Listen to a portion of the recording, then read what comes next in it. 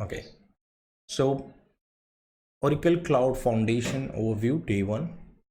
This is one-day training. We are going to talk about cloud computing, different service models, and cloud terminology, CapEx versus OpEx. And in the part 2, we are going to actually talk about Oracle Cloud Console, launching first window instance, and then understanding object storage service, getting started with command line interface, getting started with Oracle platform services, and then accounts, contacts, users, and administration.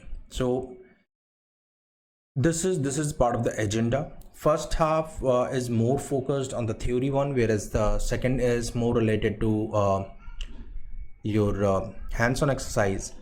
But this is important because this will first one will actually help you to understand what do we have as an offering of overall cloud perspective, and you should be able to get the comparison and what different types of clouds available. So this is very much important, and then we will quickly talk about some of the hands-on. Other than this, if you have completed this training and if you have any follow-up questions from this, you should be able to connect with me on this platform. So I'm available on YouTube as well as Instagram using this name. So if you have anything, I should be able to help you after this training as well.